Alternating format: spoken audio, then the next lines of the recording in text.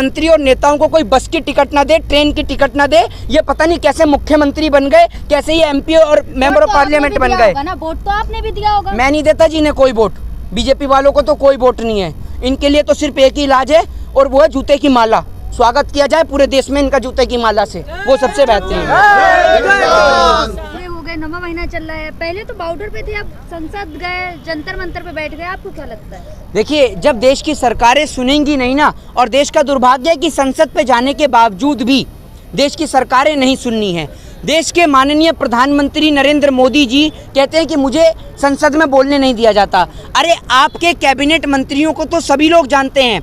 Cabinet मंत्रियों का introduction कराने से पहले देश के किसान की बात को उठाना, उसके मुद्दे को उठाना, वो सबसे अहमियत और सबसे अहम बात है।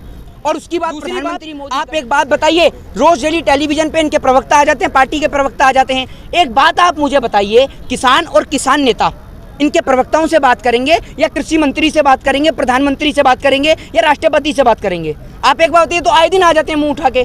तो कृषि मंत्री भी तो कहते हैं बात के जरिए चालू है, आप आइए बात। एक बात आप मुझे बताइए, कृषि क्यों बिल को छोड़कर बात कर ले? साफ कर देना, बिल वापस नहीं होंगे।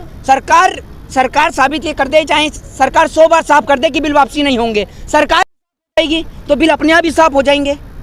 सरकार कोई साफ कर देगी ना देश की जनता, फिर तो बिल वापसी अपने आप हो जाएंगे। आपको लगता है 8 महीने से जब यहाँ बॉर्डर पे किसान है तब नहीं सुनी गई? अब हमें लगता नहीं, पूर्ण यकीन है हमें इस देश की डेमोक्रेसी पे, देश के लोकतंत्र पे, और इस देश के अंदर जब तक आज़ादी से लेकर अब तक जितने भी आंदोलन हुए हैं, हमें उन आंदोलन पे पूर्ण रूप से यकीन है।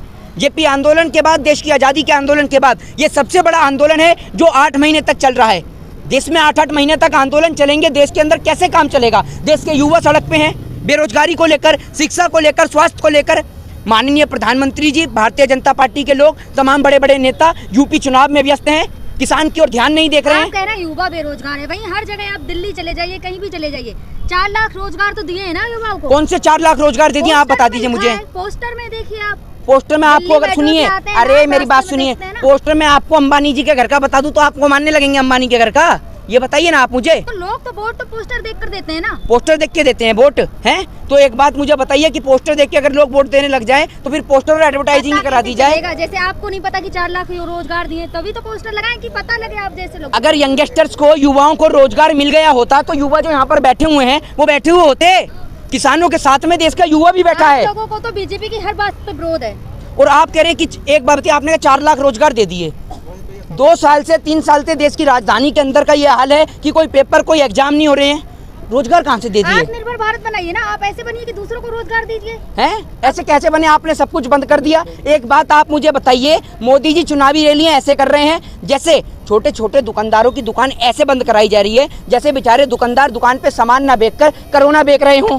और ये लोग दारू के ठेके ऐसे खोल रहे हैं, चुनावी रैलियां ऐसे कर रहे हैं जैसे चुनावी रैलियां ना करके कोरोना की वैक्सीन बांट रहे हो। आपको चुनावी रैलियों से क्या प्रॉब्लम है? चुनावी रैलियों से प्रॉब्लम, अब चुनाव होंगे 2022 के, तो रैलियां तो करनी पड़ेगी। चुनावी रैलियों से प्रॉब्लम हमें तो है और हमेशा रहेगी। आपको इसलिए नहीं होती क्योंकि आप सरकार की नजर से देख रहे हैं। चुनावी रैलियों से दिक्कत उस देश में रहने वाले उस हर एक गरीब आदमी को है जिसका घर और परिवार एक दिन की तनख्वाह से चलता है। नरेंद्र मोदी जी या भारतीय जनता पार्टी के लोग या मनोज तिवारी रिक्शा चलाने वाले, वो आकर देश की गरीब जनता को पैसा नहीं दे रहे हैं। आत्मनिर्भर बनिए ना, प्रधानमंत्री जी खुद आत्मनिर्भर। पकौड़े तलिए। अरे पकौड़े तलने के लिए सरसों का तेल ही महंगा कर दिया, पकौड़े काहे के तले?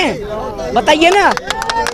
अब भारतीय जनता पार्टी की तरह तो है नहीं, इनके पास तो नए नए लॉजिक हैं। पता नहीं गौमूत्र से कौन सा नया आविष्कार कर दें, हमें नहीं पता। ये इनके आविष्कार हैं। किसान सड़क पे ला दिया है। आज आप देख लीजिए महंगाई कितनी तेजी से बढ़ रही है। ये किसान अगर सड़क पे बैठेगा, देश हित में, प्रधानमंत्री जी खुद कहते हैं महंगाई जितनी हो रही सब देश हित में।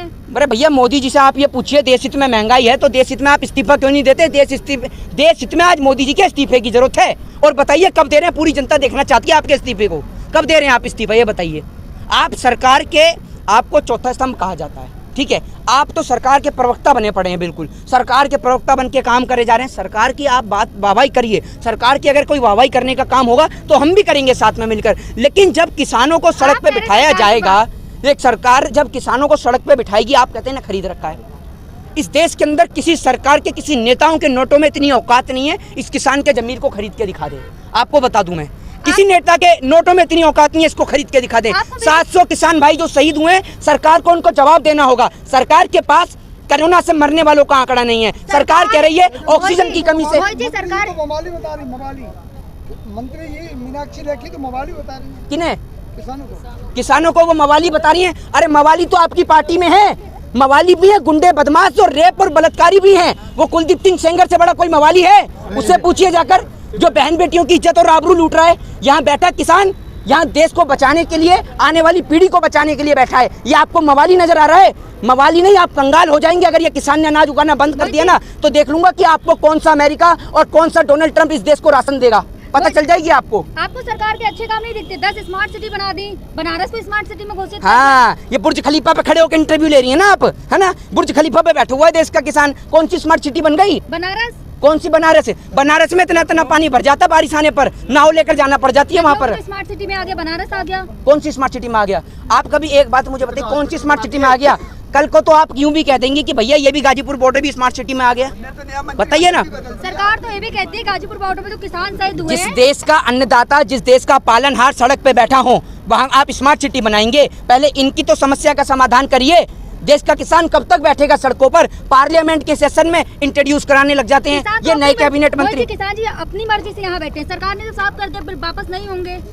एक बात बताइए, सुनिए, आपके साथ में कोई दुर्घटना घटती है, आप FIR लिखवाने जाती हैं तो अपनी मर्जी से ही तो जाती है। पड़ोसी कहता है FIR लिखवाने जा, तो जब इनसे इनकी जमीन को लेकर इनको काले कृषि कानून नहीं समझ में आ रहे, एक बात बताइए, अगर हित में होते कानून तो 700 किसान भाई अपनी जान को, अपने सर्वोच्च को न्यौछावर करते। आपने 700 किसानों की अभी आज सुनिए, यहाँ पर इतने आपने बैरिकेड लगा दिए, आज मैंने देखा और बैरिकेड भी बढ़ गए, और भी ज्यादा फोर्स खड़ी हुई, यहाँ भी फोर्स खड़ी हुई है। अरे किसान है, आतंकवादी दिख रहा है आपको? ये इतनी अगर आपने सेना व्यवस्था डोकलाम में कर दी होती, वहाँ जम्मू कश्मीर में कर दी होती, तो भारत माँ के वीर सपूत जो हमारे देश के सर्वोच्च पे न्यौछावर करते हैं अपनी जान को, वो अपनी जान को ऐसे नहीं कुर्बान करते। आपने भारत माँ के वीर सपूतों की जान की कुर्बानी उनकी करवा दी आपने, बताइए। भाई मुझे संसद में एक सवाल और उठा है कि बीजेपी के कुछ नुमाइंदे ये भी कहते हैं कि कोरोना काल में कोई भी ऑक्सीजन की कमी से नहीं मरा है।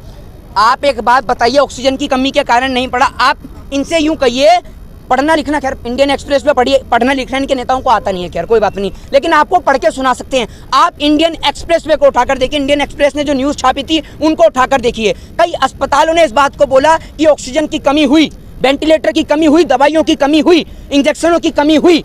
इनके लिए तो किसी चीज़ की कमी नहीं होती, और ऑक्सीजन की कमी, चलिए उत्तर प्रदेश में उस समय ऑक्सीजन की कमी होती है जब देश में कोरोना भी नहीं होता। देश के लोग भूल सकते हैं लेकिन हम नहीं भूल सकते।